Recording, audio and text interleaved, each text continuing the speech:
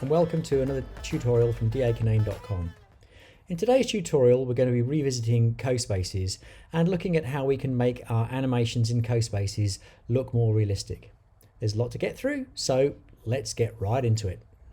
Before we get to CoSpaces, I need to export my model from Tinkercad.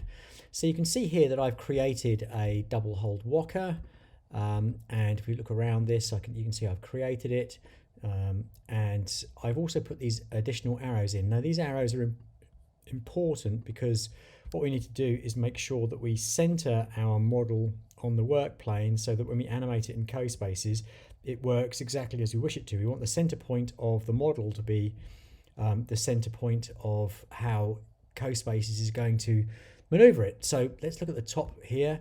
I've put these arrows in, as you can see, these are models, and they are on the X and Y center points.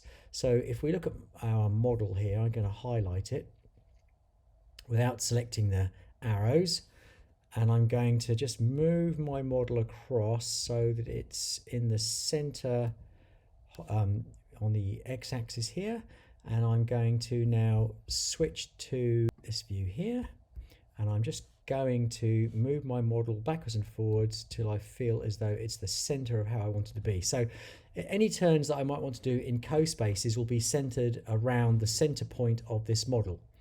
So I've got it centered on the work plane, and so we're almost ready to export it.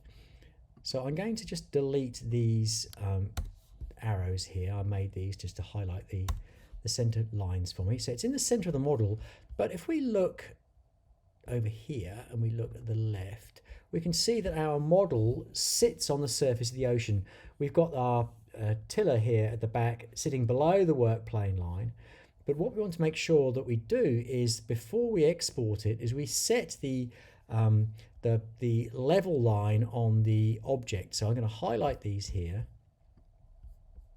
and just zoom out slightly, and I'm going to lower this below the waterline. I want my model to sit quite low in the waterline, so it looks like when you get onto the ocean. I'm going to set it down quite extreme so you can see how it works. Make it 15. So I've now set it such that the model sits below the work plane level, and when we place that into CoSpaces, what it's going to do is going to give the effect of the waka sitting in the water as if it has weight. And that's very important for trying to create a realistic view.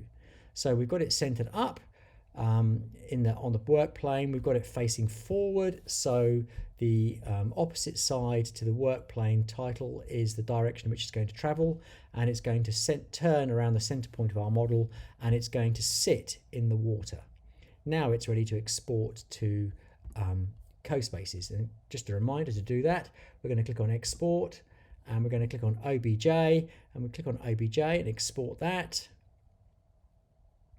Once it's exported, we can now import it into CoSpaces. I've come to Workspaces and I've created my CoSpace with the ocean background here. And if we click on play over here, we can see our ocean is slightly moving, and so we want to make sure that our waka sits realistically on this ocean. And in a moment I'll show you how to animate it so it looks like it's bobbing on the ocean. So that's what we want to try and do. So the first thing I'm going to do is come down to Upload, down over here, click on 3D Model, and then click on Upload. Once you click on Upload, I'm going to search for my model, which is going to be called Double Hold Waka. In Downloads, this one here, click Open. My model is now uploaded into CoSpaces and it's named as a Tinker object. So just as a reminder, click on Rename. Let's give it a rename. Let's call it what it is. It's called Waka, so that we can keep track of all our objects that we upload. And I'm going to drag it into the space in front of the camera. Now it's huge, which is okay. We can scale it. So let's just scale it. Let's rotate it, just so we can see it in front of the waka at the moment. Let's rotate it this way.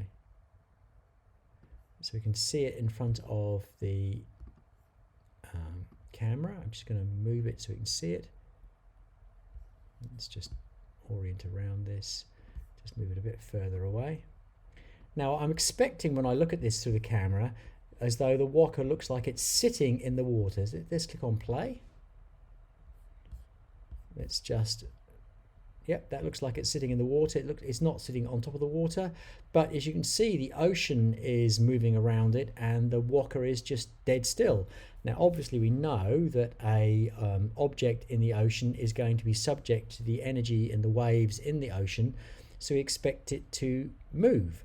And now we're going to look at how we can actually make this waka look like it's bobbing on the ocean, so it looks realistic. I've moved the waka closer to the camera so we can see the effects that we're trying to create. So just click on play so you can see the view. There it is. So our waka remains static on the ocean.